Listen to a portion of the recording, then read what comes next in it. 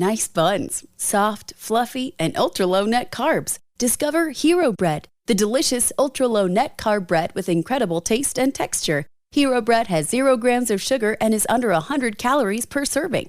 Plus, high in fiber and up to 10 grams of protein per serving. Available on Amazon.com, Walmart.com, and Hero.co. That's Hero.co. Order from Hero.co now and get 10% off your purchase with promo code IHM10.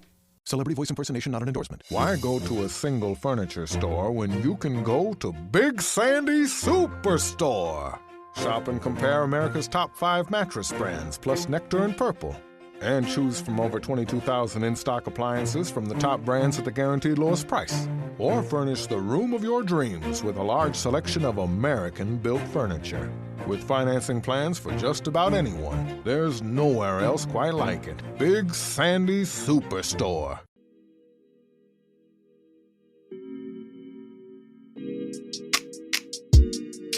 Hello, good morning, angels, and welcome back to Morning Rae. I'm your host, Lani or Lana, whatever you want to call me. I'm super excited to have Tessa on the pod today. We talk about all things therapy, what it's like finding a therapist, what it's like asking for help in that whole experience, and what it's like to transfer schools and programs and majors. And also, we get into Tessa's experience with her eating disorder. We will give a trigger warning before we talk about that. It is the last part of the podcast.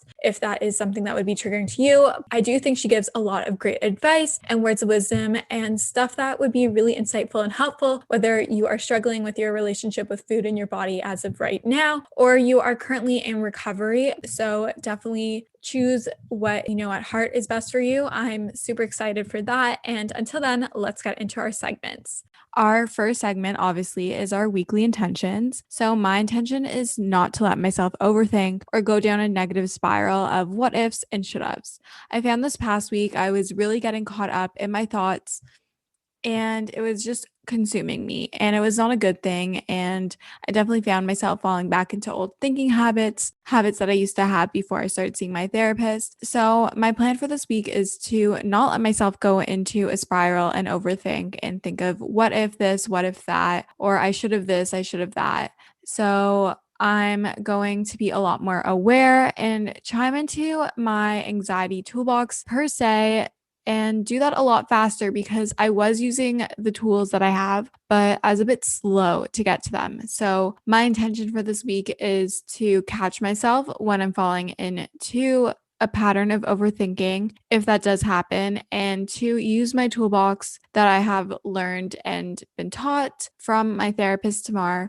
So definitely ensuring that my thoughts are positive ones and I'm not letting myself self-sabotage in a way, I guess you could say. So the next segment is usually what my therapist said, but I actually didn't have therapy this week because she's on vacation, but we're still going to discuss some things. So as I was saying, I let myself overthink a lot this week, probably too much, but we're not going to down too much about it. We're going to learn from it and take that experience and use it to grow. So I didn't utilize my tools that I learned in therapy to stop it sooner, but as I said, it's okay. We're learning. So my little words of wisdom is that when we find ourselves in a negative spiral, starting to think about what ifs and should haves, catch yourself. Start to counteract those thoughts. So I like to counteract any negative thoughts I have with a positive one. So say I'm being hard on myself about my appearance, counteracting that with a positive compliment about myself. Or if it's about a situation, flipping the perspective and reframing it to be a lot more insightful and positive and not so hard on myself. It's also really important to write out your thoughts. You know, I'm a huge advocate for journaling and all that. So definitely write it out. Do a mind dump if you need to. I did that a lot, and even practice so what. So what is super great. And I'm going to discuss that a little bit more into my tip of the week. My weekly intentions, what my therapist said, and my tip of the week all kind of go together this week. I guess they're kind of just one big segment, but that's totally okay. My tip of the week is to let yourself feel, but don't let yourself sit in it for too long, especially if it's a negative feeling. If it's a positive feeling, totally go at it. But if it's negative or something that's kind of leaving you to be in a bit of a funk, I know I was definitely in a funk on Tuesday last week. Don't let yourself dwell and learn how to get out of it and kind of flip your perspective and your mindset and get you into a better and more positive headspace. So on Tuesday, I was in a bit of a funk and I took some time in the morning to journal. It took about an hour actually. I normally start working out at 7:30, and I only started working out at 8. So I sat with my journal and I filled out my daily prompts, but then I continued on to do a mind dump. I wrote out everything and anything that was on my mind, whether it was nice, whether it was mean, anything, and I pictured it leaving my body. This technique is super helpful and insightful, and actually my old therapist taught me this for if I ever woke up in the middle of the night with racing thoughts, was to picture my thoughts leaving my body and entering the page. It is super calming, definitely a visualization process, but it for sure helps. And then I went to do a so what exercise. So I mentioned this a few moments ago. This was to help with any remaining thoughts that were still bothering me. The way that so what works, I explained this actually on my story a bit back, but essentially you write down your first thought and then you respond to it on the right saying, so what? Then you write what your so what would be. So say I ran into someone in the street that I noticed and I wanted to say hi, but I was nervous. So what? I say hi and maybe they don't recognize me. So what? I can introduce myself, say, hi, I'm Alana. I know it's hard to see with the mask, but hey, how are you? If they still don't recognize me, you said hi, you were sweet, you were polite, and you move on. They probably won't think much about it. And it was just another interaction. Kind of think about it like if you run into someone, if they do something embarrassing to them, you probably don't even remember or realize. But I really like the so what, and you can go on and on and on. And the point is to kind of change your headspace and reframe and reposition how you are picturing the situation or the thought you're having. I then went down to my basement and exercised. I kept it simple, but I ensured that I worked out even though I kind of felt off and didn't really want to, but I knew it would release those endorphins and make me feel a lot better. Working out is definitely something that helps me a lot with my anxiety. I highly recommend it if you haven't tried it already, or if you haven't tried it when you are feeling anxious. It definitely helps calm me and keep me in a better headspace. I then called up my friend Ken's and I made plans. And I think the best thing to do is when you're in a funk is to kind of get out of the space that you're currently in physically and go somewhere else. I did this by getting some fresh air. We got some Starbucks and we went on a little walk in this cute little town that had a trail, and it was super refreshing. It didn't 100% make me feel better right then and there, but it definitely helped me a lot. So my tip is that if you are in a funk, let yourself feel, but then journal, exercise, and get some fresh air or change up your scenery. Do the things that make you feel good. I also took a shower, did my hair, my makeup, put on clothes that I felt good in, that made me feel comfortable and confident. And that definitely really helped. Now on to what I'm assuming is like your favorite section, because I know it's my favorite. It's my current faves, obviously. But first off, if you have been following my stories this past week or so, you would see that I am back in my obsession with avocado toast. Okay, hear me out. I know it's super basic, but I don't know. I'm just super into it. So I like to have it on Ezekiel bread. I like the flaxseed Ezekiel bread by Food for Life. It's super good. I toast it until it's like almost burnt a lot of the time. And then I'll take half an avocado and mash it in a bowl with a little lime juice, salt, pepper, garlic powder. Sometimes I'll add a little onion and hemp hearts. Hemp hearts are a complete plant-based protein and they add a little bit of a nutty flavor. I'll then put that on top of the toast, top it with sauerkraut, which is like a pickled cabbage, I'm pretty sure, everything but the bagel seasoning and chili flakes. I also like to add a fried egg. So I'll do 1 or 2 free-range organic eggs. And yeah, super delish, super yum. You can have it for breakfast, for lunch, for dinner, for a snack. It's perfect. My second favorite would be my Drew House hoodie. I know this is definitely a more luxurious item, but I got it for hitting 20,000 as a gift from my parents and for Hanukkah, and I paid the difference. They gave me some money for that. So I'm super grateful and thankful for that. And honestly, I was a little nervous that I wasn't going to like it. I got a size smaller than I was planning on getting. I wanted to get a small, and I got an extra small because the small actually sold out as I was cashing out, because it took a little too long to decide what color I wanted. I was debating it with my friends, texting them, which was kind of stupid on my part because like Drew House sells out in seconds. Like this was like 2 minutes in, and as I was checking out, it was sold out the small. So I got the extra small. Thankfully, I snaked that. But I am very happy. It definitely is an oversized unisex fit. Wear a size 4 or 6 at Lululemon if that helps you at all, or like an extra small at Aritzia. In the Aritzia boyfriend hoodie, I wear a size 2. If that helps you, if you're looking to get a Drew House hoodie, and if you're around my size.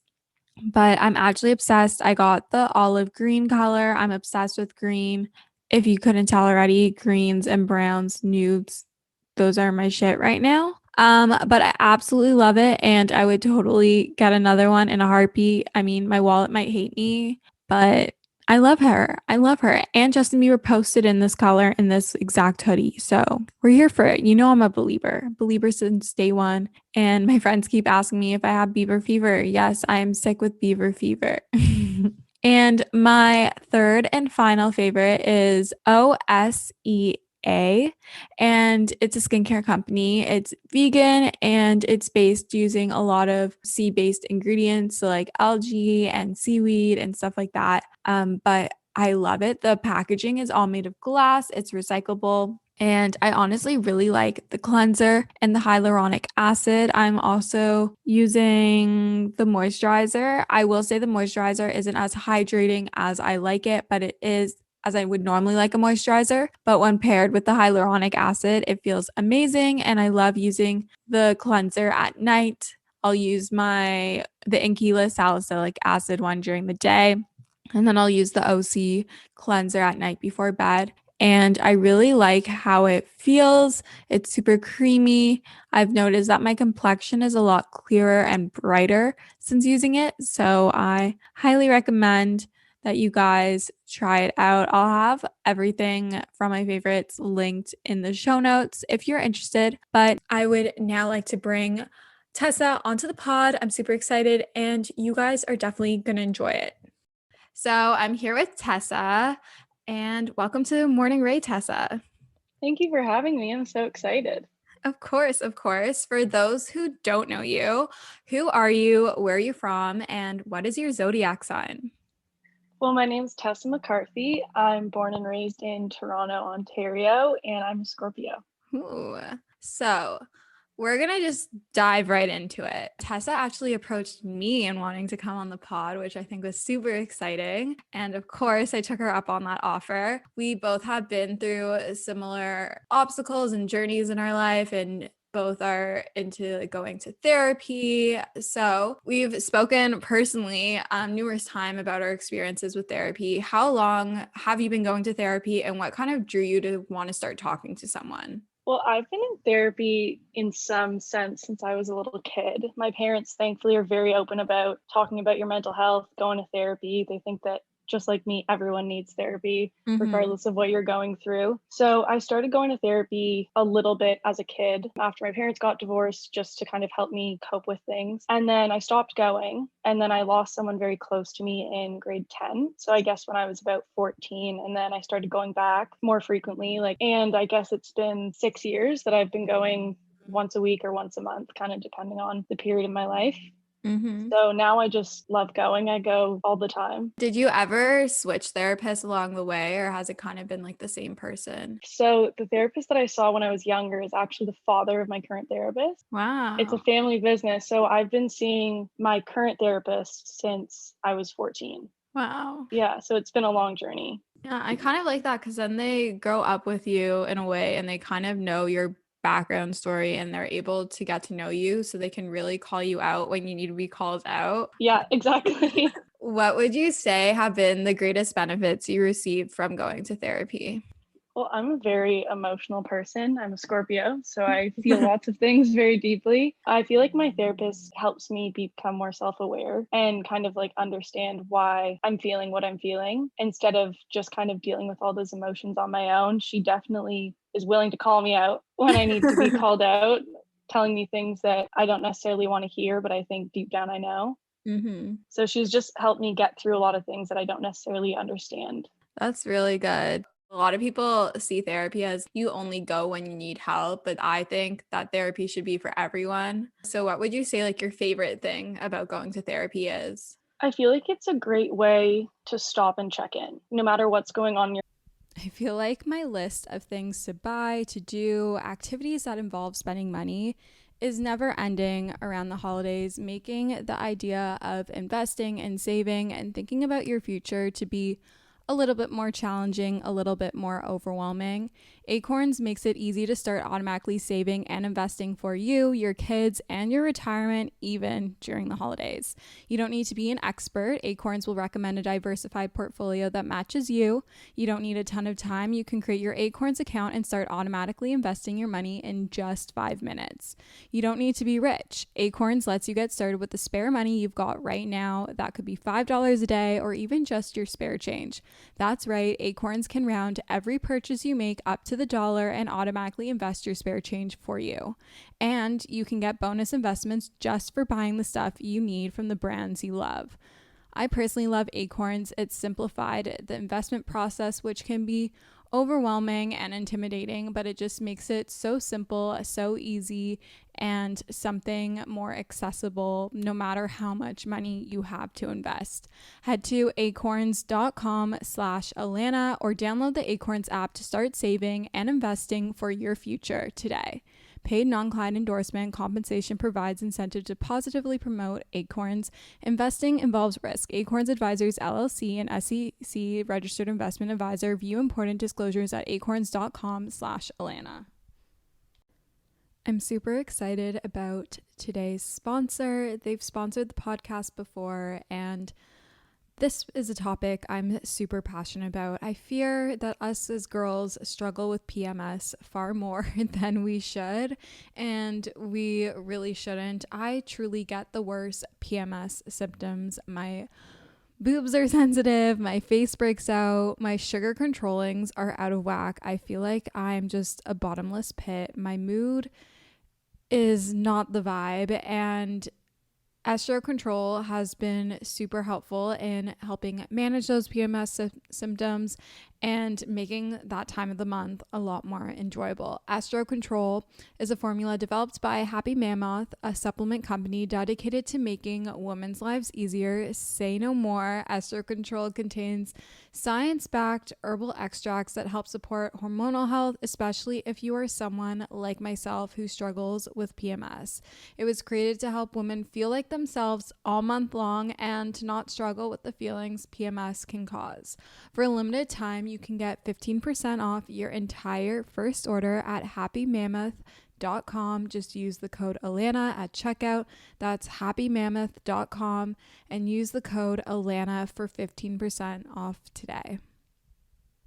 Your life, it's one thing to talk to friends, it's one thing to talk to family, but having that unbiased person who's not involved in the drama and who's not going to judge you for no matter what you've done, who's just going to be there to listen and let you talk things out when maybe you've told your friends about it 50 times and they're like, you need to stop talking about that. Like, get over it. So I think my favorite thing is just allowing myself to stop and take that time to be like, what's actually happened this week and what's bothered me this week or what's been good about this week that I didn't necessarily realize in the moment. Yeah, I would definitely say that is probably my favorite thing, because how all my therapy sessions typically start is my therapist, Tamar, will ask me how my week has gone. I'll take notes throughout the week of things that maybe I felt triggered by emotionally or things that maybe irritated me. And I tried to use the tools that she gave me, but I didn't feel I really excelled in it, and I still need to work on it. So I definitely feel that, because as much as you can talk to your friends and talk it out with your friends or talk to your parents or any loved one, that's not the same thing as talking to a therapist, because they can really help you dig a little deeper and go into your subconscious in a way. Yeah, especially with my therapist, because she's known me for so long, she can pick up on patterns. So instead of just being like, oh, this is an isolated incident, she can remind me of things I've forgotten about. Oh, remember when this happened 5 years ago? And we figured out that this is what the cause of it was. It's really helpful to have someone taking notes on your emotions when you're feeling them, because sometimes when you feel really emotional, you don't really stop and say, I'm going to remember this for when this happens again. Would you say therapy is ever difficult? Like, do you find it sometimes hard to open up, or it's really emotionally draining? Definitely. Like, there's some therapy sessions, especially with online therapy now. Sometimes I feel like I'll be on FaceTime and we'll have this really intense conversation. And then I hang up on Zoom and I'm just still left with all these feelings. I find that online therapy has been really hard because it's not like you're going into the office, leaving it all out there, and then just the physical act of like walking out of the office. It's like you're letting go of it. Yeah, online therapy has been especially difficult for me. Sometimes it is hard, and it's an ego check for someone to be like, think about this in a way that you didn't think about it before. Are you being logical? Are you being rational? Why are you feeling like this? Was what you did fair? And a lot of times the answer is no, I wasn't being logical or I wasn't being rational. But it takes someone to sit you down and say the things that you didn't necessarily want to hear. I mean, I'm learning this because I'm doing cognitive behavioral therapy. And a huge thing with that is reframing and repositioning the perspective that you're looking at the situation at. And I feel like so many times we like to play victim and think that either it was us that messed up or that it was the other person, and not that it could potentially be both. Or we forget to put ourselves in their shoes and see it from their perspective and how our actions might have resulted in their actions. And I think it's great that a therapist is able to kind of pick us up and move us around, if that makes sense. It does, because I feel like part of being human is wanting to find an exact meaning for things. And sometimes that means placing blame or feeling as though you're always in the right if you ended up hurt, but you can still end up hurt if you've done something wrong. Yeah. So playing victim is definitely a big thing that I've had to work on as well. You're doing an undergrad in psychology. Do you think your experience with therapy is like why you transferred into this field and why you wanted to study? Absolutely. So I actually want to become a therapist. I've changed career paths a few times. I feel like everyone does, but I was studying politics and I just kind of started to realize this isn't what I want to do. I'm a very emotional person. I love talking to people. I'm like a psychologist to my friends sometimes. Like, I love to psychoanalyze them and it bothers them. But definitely with my experience in psychology, I realized how important it was to me and how it made me the person I am today. And I was like, that's something that I want to be able to do for other people and support them through their struggles. And my dream job would be to just sit with people and be like, tell me how you're feeling. Let's figure this out together, and not politics or business, something that's, I guess, more concrete. And like emotionless in a way. Yeah, emotionless. Like, I don't know. I feel like being a therapist would just be really meaningful to me. So I decided last year to transfer to psychology, and I've loved it so far. So you transferred in your third year? Halfway through my second year. Okay. And being open about your experiences with therapy, and also my own being open, do you think that it's important to be open about going to therapy with those in your immediate circle and maybe even like your extended circle of friends and family? Absolutely. I feel like there's this stigma around therapy that you only go to therapy if you have a mental illness or if you're grieving or if you're dealing with really severe issues. But I'm really open with everyone that knows me about, oh yeah, like my therapist told me this last week, or I'm going to therapy. I won't just say, oh, I have an appointment, because I feel like other people being so open about therapy and about their struggles with me has helped me realize, oh, maybe my issues aren't just my own. Maybe other people deal with the same things as me. I mean, I want to be a therapist, so it's in my own benefit that lots of people are open about going. But I definitely think that it's important to be open about it in order to, I guess, reduce the stigma. Yeah. And to just kind of encourage people to go and to realize how common it is. And it's not just people that are really evidently struggling that need to go. Yeah. And I feel like I've experienced this through not only opening up about my going to therapy with my friends, because I've learned that they're also in therapy, and also through sharing my experiences on my Instagram and on this podcast. I've gotten so much positive feedback about girls and even a few guys. I feel like guys are very afraid of their emotions there are guys that aren't, but they've come forward and been like, you've made me feel like I should go to therapy, whether I'm struggling or not, just to be able to talk to someone and work through my daily struggles and maybe find the reason why those daily struggles keep occurring. I've spoken to a few guys actually that have told me, because I brought it up, like you said, oh yeah, I've been to therapy or I go to therapy, but saying it kind of secretively, because I think that helping your own mental health is seen as a very feminine thing. Yeah. When it shouldn't be. We all have the same brain. We all have the same spectrum of feelings. And guys especially have a really hard time opening up about their mental health struggles. And I think it's so important too that we do include men into the discussion and welcome them to the table and say, you're allowed to struggle with mental health too. You're actually encouraged to open up about it and go to therapy, because they are so much more secretive about it. Yeah, and I feel that comes from a place of feeling as if they're kind of going against like their masculinity, like they're going to lose that. But if anything, I think that makes them look more courageous and more masculine because they're willing to put themselves in a vulnerable position and open up to someone. And I think that is super courageous because they're stepping away from the herd that doesn't want to admit to that they need to talk to someone. Yeah, absolutely. So we connected over Instagram and we related among our experience of transferring universities, and then later on found we had more similarities between us. When and why did you transfer schools? I transferred from the University of St. Andrews to Ryerson University halfway through my second year. So halfway through my second year, I was dealing with a lot of mental health issues and I needed some time off. So I decided to take the semester off, go back home. I was studying in Scotland. And during that time, I had a lot of time to reflect and to ask myself, is this the right place for me? Am I just too afraid to transfer? Is it for the right reasons? Do I like my program? And taking that time for myself and to focus on my mental health and to step back from university, which can be crazy and busy, and there's this social life that's just dominating everything you do. I realized that A, I didn't like my program. B, I did need to be closer to home. And I think I was just too afraid to transfer because I guess in my mind, I saw that as a failure. I thought that I had made the decision and I had made this big leap to go study in Scotland. And I felt like everyone would talk about it and everyone would say, oh, she failed and she couldn't make it.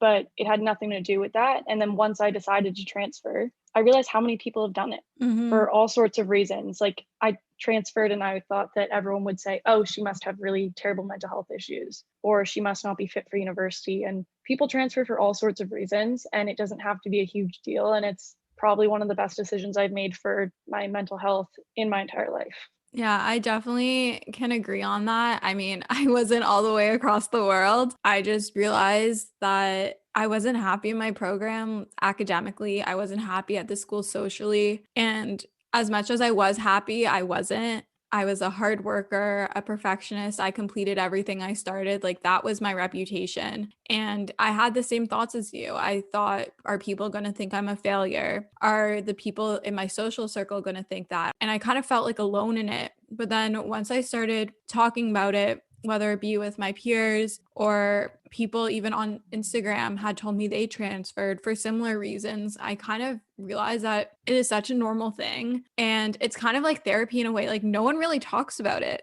Like everyone thinks like you choose one school and you put it all out and you're kind of like stuck in that decision. And if you transfer out, then you're like a failure. But so many people transfer and it's like totally cool and it's totally normal and it's totally okay. Yeah, and I can totally relate to what you said about I was happy, but I wasn't happy, because now I can look back and be like, oh, I had all these incredible experiences. I had so many fun nights. But all that time, there was that underlying unhappiness that I don't think I was giving a voice because I was too afraid to hear what it had to say. Yeah. So in my mind, I was just trying to keep this snowball effect of fun nights and enjoying where I was and making new friends without stopping to ask myself, how are you really doing? And do you really enjoy this? So I definitely think that you can also just get lost in the excitement of it and the adjustment of it too. Because first years are crazy. Yeah. Like you have all these adjustments going on, regardless of how far you are. You're away from home for the first time in your life. You're meeting hundreds of new people. You're in this new level of studies. There's so many things that are going on that you don't really have time to stop and think about how you're doing and why you're doing what you're doing and whether you made the right decision. And I remember thinking, oh, but I can't transfer in second year. It's too late. I should have made this decision sooner. But it wasn't until second year that I actually had stopped to ask myself what was happening and whether I was happy. And so it's never too late as well. Yeah. Like you can transfer whenever you want. It's not something that you decide to go to university and it's a prison sentence. It's supposed to be like a good experience. So if it's not a good experience, I don't think now that there's anything wrong with at any point being like, maybe I want something different. Or even like to transfer again. It's okay if you feel like you have to transfer schools or programs multiple times to figure out what you want. There's no deadline to finishing school. And I think that took me a while to be okay with and to kind of overcome this like stigma or whatever you want to call it, this expectation that you have to finish in 4 years. And if you're not finished in 4 years, then you're slow or you're not as smart or something's wrong with you. But that's so not the case. Everyone has their own journey in university. I think the idea of starting university at 17, 18 years old and needing to be done by the time you're 21 isn't realistic. No. Like I'm 20 years old and I don't think that a year from now I would be ready to go into the workforce and start the rest of my life. So I've started to appreciate transferring and having to go back a little bit to readjust things for my program. I'm in no rush. Yeah. And it's going to be better that I actually feel prepared and I know what I want to do. And I've taken the time to get an education that I enjoy and become interested in things that are actually going to benefit me, even if that means finishing a year or two later. Or even 3, who knows? Also, this extra time allows you to really be able to sit with your thoughts and find what you actually want. Yeah, absolutely. What would you say was the biggest adjustment to being in university from high school? For me, I think it was the independence. So I was a year younger than all the people in my class in high school. So as they were, turning 17, 18, I was turning 16. And so my parents were a lot more strict with me when it came to things like going out or curfews. And then I was sent off to university with no parents and no real rules and optional classes, pretty much. No one's going to force you. No one's taking attendance. Yeah. So I did struggle with balancing going to classes and having a social life and also taking care of my body and taking care of my mental health. And I think that if I was excelling in one of them, I was neglecting another. Mm-hmm. So if I was really prioritizing my social life, chances are I wasn't going to class. And I look back and it seems so ridiculous now that I was in university to go to school, but it's just so many things to deal with at once.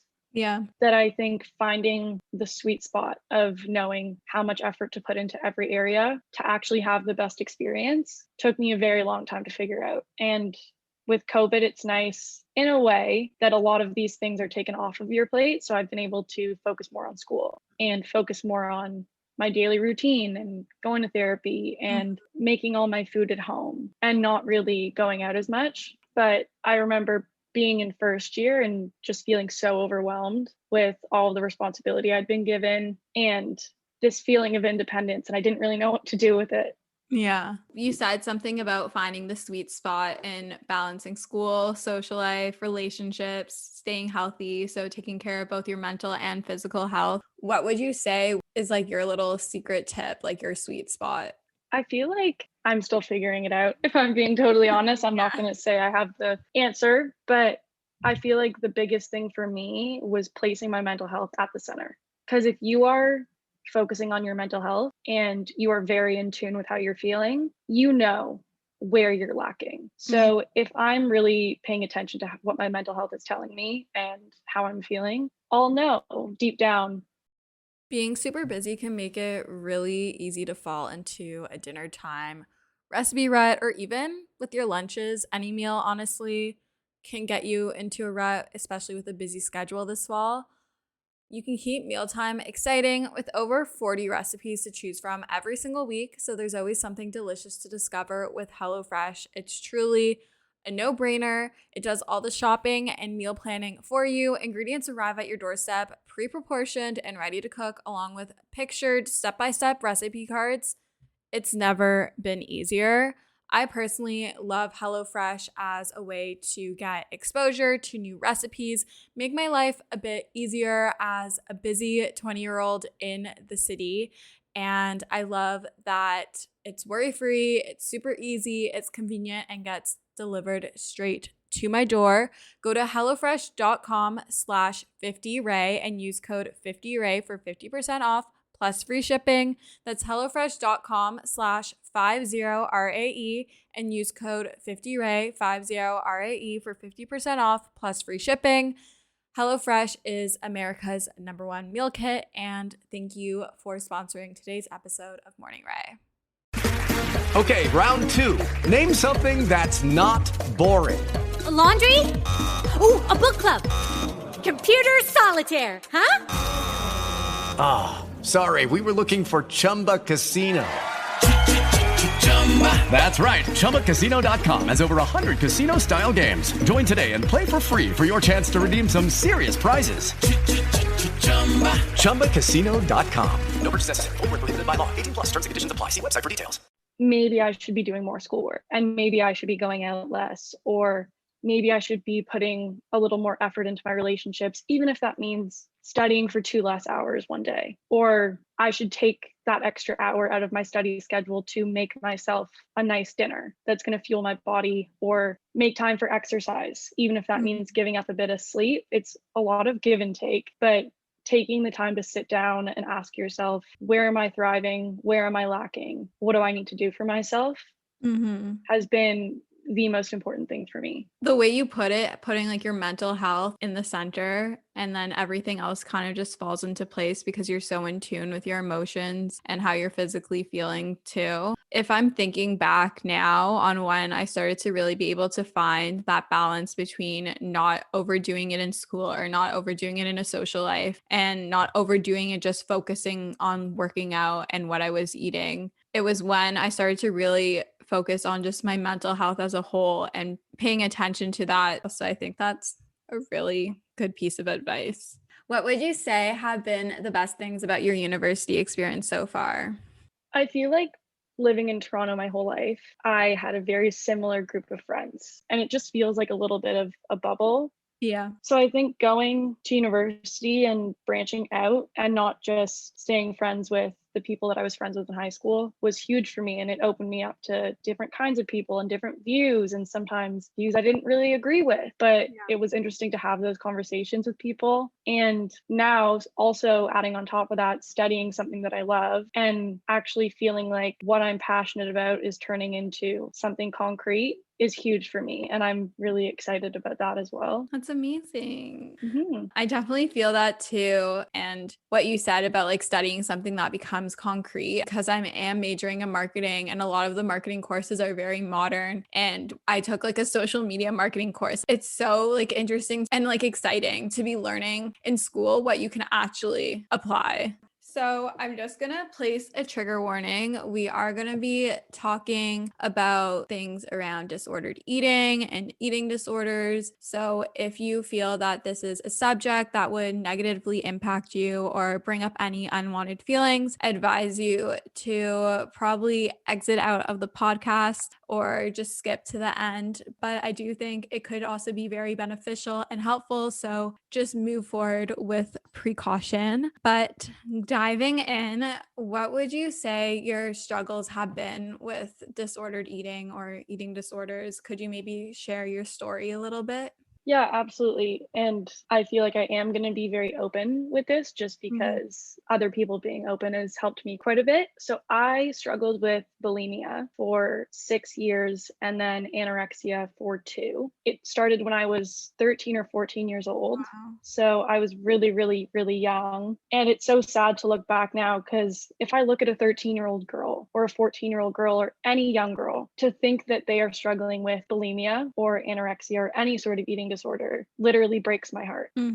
But for some reason it's different when it's yourself. You don't feel that same sympathy towards yourself, which is almost more heartbreaking, that you can look at other people and feel so much compassion, but sometimes we can't give that compassion to ourselves. But bulimia is also something that's not really discussed. I feel like obviously eating disorders, there's stigmas around them, there's preconceived ideas of them. But I remember struggling with it and hearing a lot about people with anorexia or binge eating disorders and being like, why does no one talk about what I'm dealing with? Am I dealing with this totally alone? And when I would talk to my friends about it, they'd be like, oh, I don't understand it, or that's disgusting, or why would you do that? And that, I guess, made me feel more alone. Yeah. And it made me feel like what I was dealing with was so wrong and the way I was feeling was wrong. Yeah, I definitely agree that binge eating disorder and anorexia are definitely spoken about a lot more, and bulimia is kind of just thrown under the rug, and it shouldn't be. I was in the dance program at my high school, and we actually had a unit on it so we could learn a bit more and kind of break those stigmas. And I think that's really important. And I wish that was thrown into just the regular health class. I feel like so many girls from a young age start to struggle with their body image and their relationship with themselves and their relationship with food. It's so common that girls just talk about dieting and wanting to be smaller and all these things, that it's so normalized when it really shouldn't be. And that kind of makes you feel pressured that if maybe you weren't thinking of these thoughts on your own, to start having those thoughts that your friends are discussing. When and why did you decide to seek out help, and what kind of made you realize like, okay, like something's wrong, I need to change this? I actually reached out for help a few times, but because I think bulimia wasn't really talked about, I'm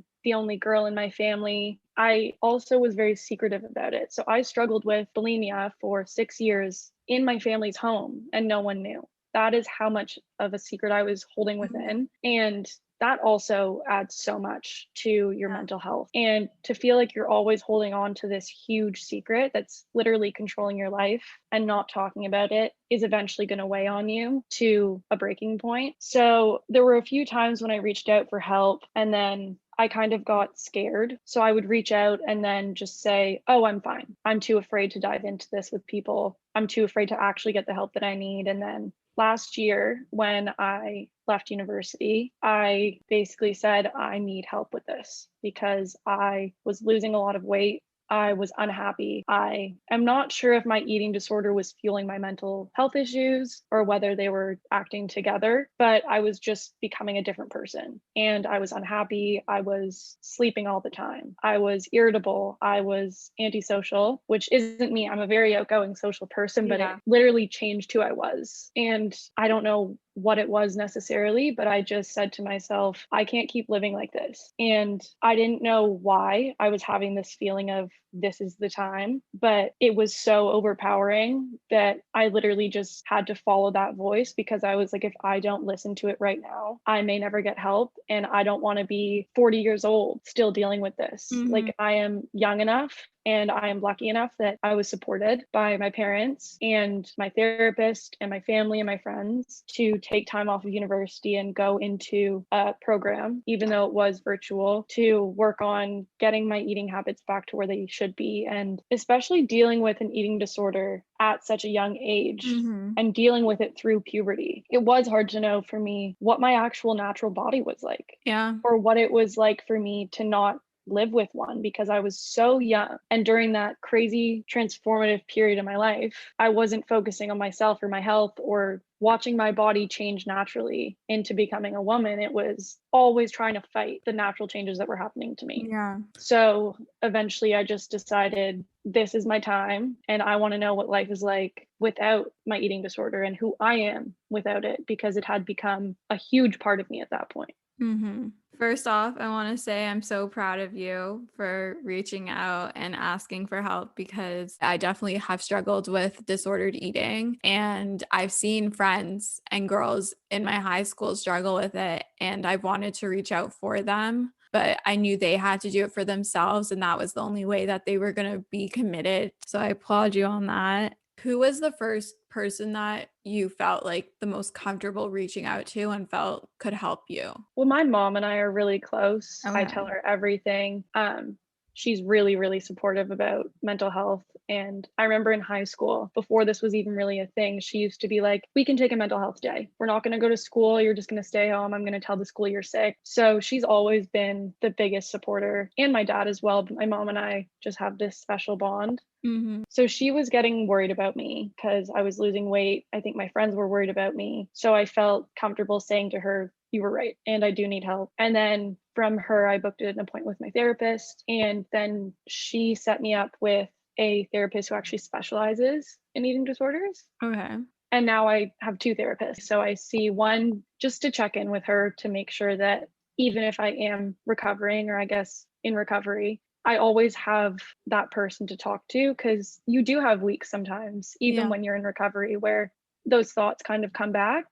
And it's nothing to be ashamed of, because I have come so far, but it's really hard to just shake it completely and to say, oh, I'm entirely recovered. Yeah. So she set me up with her, and I have been speaking to her for a year, and it's really helpful to have someone separate that I can just focus on how I'm feeling about my body and how I'm feeling about what I'm eating. And is it controlling me more this week than it has in the past? Because as much as my eating disorder was connected to my emotions, they are 2 separate things now. Yeah. And so instead of spending that entire hour with my therapist talking about my eating disorder, and as a result, not having time to talk about the issues that were really feeding it, Yeah. it was nice to have that separation to really focus on my emotions and my eating disorder. And then focusing on both of them separately actually helped both. Yeah, I actually see how that could be very helpful. And then that kind of gives you a person to reach out to for different things, and that you can get different perspectives and different tools, because now you kind of have 2 like toolboxes in a way. Would you say that social media and the wellness community have been beneficial, or would you say have been negative towards your recovery? I personally feel that it's both in my own relationship with food in my body. So I want to hear your perspective.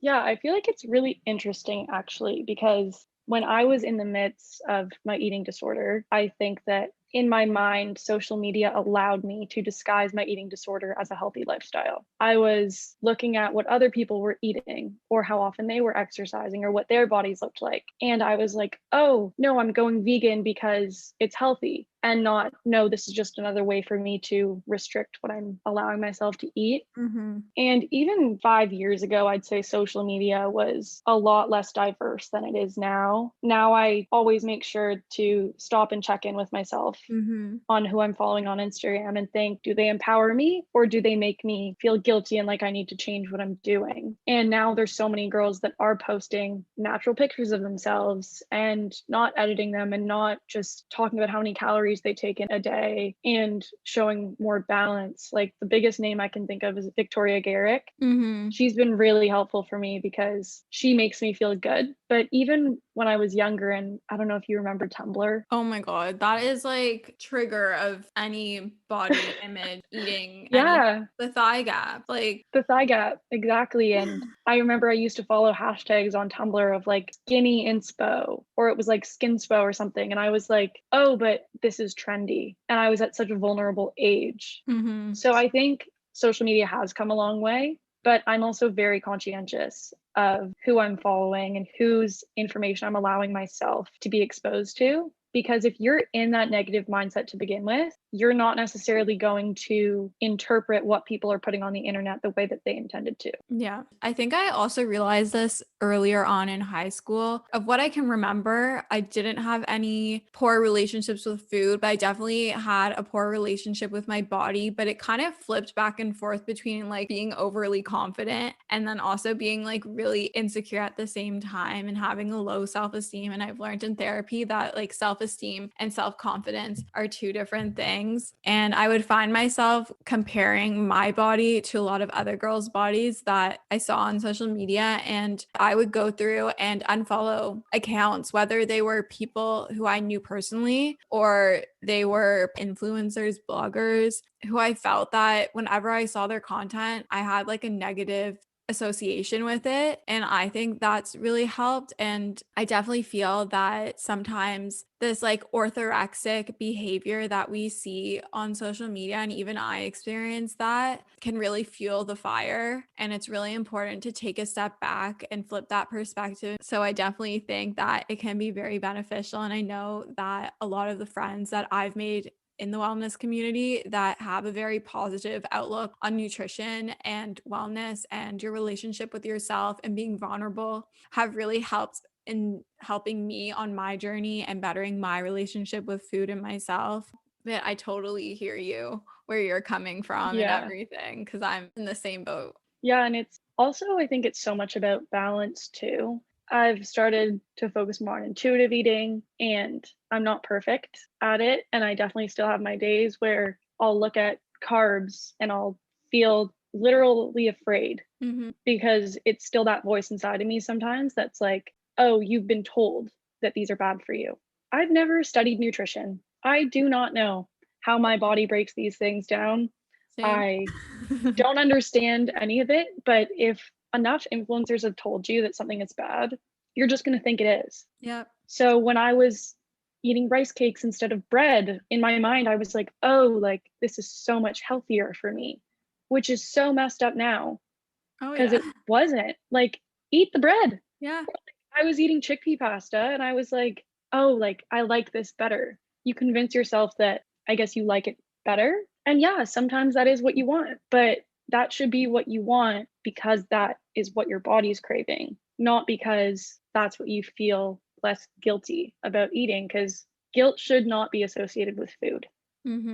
Guilt should be associated with if you do something bad or if you are mean to a friend, not eating birthday cake at your own birthday. I experienced a thought creep up this morning. I had like a second breakfast because I was hungry, and I was debating between two different types of bread, and one was more calories and more carbs than the other. And I almost went with like the gluten-free bagel thin because it was less calories, it was less carbs. We've been told time and time again that like carbs are bad for us, needs carbs to function. And I was like, you know what, Alana, like looking at it, which one is more appealing to you? And I went with the toast, and I'm guilt-free and I'm very proud of myself. Even if you do follow intuitive eating, it's not always easy and it's not going to be perfect. And I've learned that there's no such thing as perfect. And my therapist tells me that time and time again. Perfect is like this construct that society has made, and it doesn't exist. There's no such thing. And if you keep trying to reach perfection,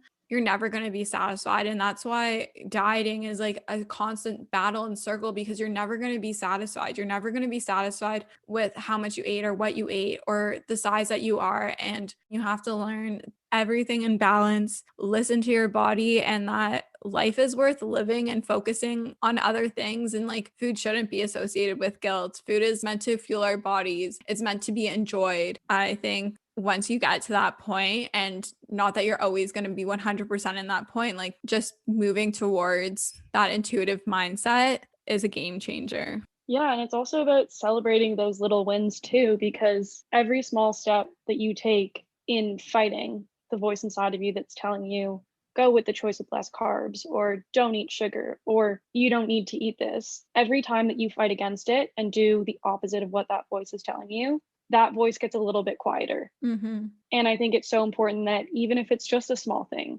like you this morning, like choosing that bread, even though it seems like such a small, unimportant thing, maybe to some people, it's so worth celebrating and paying attention to, and being like, the way that I feel right now, which is guilt-free, which is full, which is satisfied, I need to remember this, because if I keep doing this, I'm stepping closer towards self-confidence and self-acceptance. And the way that I feel when I'm not paying attention to calories and I'm eating what I want, and I'm trusting my body when it tells me you're still hungry, or you made yourself a full plate, but maybe you don't necessarily want to finish it right now. But it's okay to have a snack in 2 hours if you're hungry again. It's those times when I feel the most happy with my body. Ironically, it's not when I'm my thinnest, because when I'm focusing on calories, I'm focusing on my body. And when I'm just focusing on living my life and giving myself the space and the time to live for other things, I'm not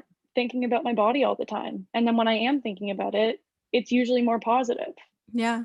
And there's so much more to life than the food that's on your plate or what size is on your jeans or the number that's on the scale. Yeah. And the thing is, you're not going to have the time to focus on things that you're passionate about to then become successful, or you're not going to have the time to focus on your relationships enough to be there for other people if you're always thinking about yourself and you're always thinking about how your body looks. And I look back now, and it was, as much as I was self-deprecating, it was also a very selfish time, because I was always so focused on how I look, what I was eating, how I felt, rather than being like, you know what, the shape of my body doesn't matter right now. I need to be there for other people. Or it's my friend's birthday, I'm going to go to the dinner so that she can feel supported, instead of me being like, oh, I'm too afraid to go to an Italian restaurant because what if I let myself go? Yeah. So you can actually be there more for other people and focus on the things that other people actually care about when you're not looking internally, and when you're not looking at your body and what you're eating as the be all and end all. Yeah. So to bring it up even a little bit more, what would you say has been the greatest part of your recovery? Something that you're really proud of and are happy that you've accomplished? I definitely think giving myself more room to focus on other aspects of my life and be a better friend, be a better family member, be a better partner in my relationship, and be a better partner to myself. Like, give myself the room to feel more about things that don't have to do with my body, and show myself a little more compassion. I think that it was turning me into a different person, and I'm still working towards, I guess, finding myself without the eating disorder. And I'm sure that it's going to take a few more years of soul searching, and I don't know if anyone truly finds themselves, but I think that having that space to then become a better person for myself and for others has been the biggest thing I've noticed. And the thing that I'm most proud of, I guess, is the woman I'm becoming without the eating disorder. I love that. That makes me so happy. Yeah. And what is one piece of advice, whether it be in relation to school, anything, that you want to leave our listeners with?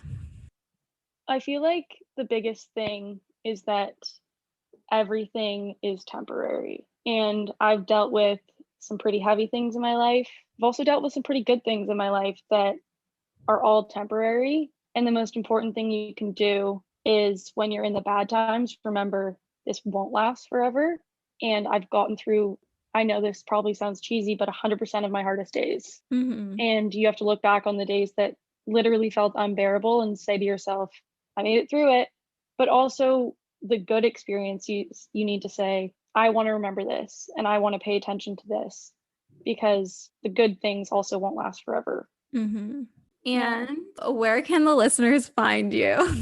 Well, my Instagram is _ Tessa McCarthy, TessaMcCarthy.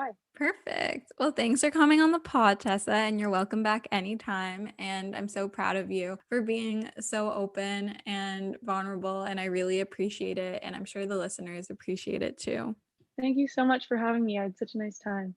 Thank you so much for listening to this week's episode of Morning Rae. I would really love if you guys left a rating, reviewed, and subscribed, as it really helps support the pod. I love you guys so much, and we'll chat soon.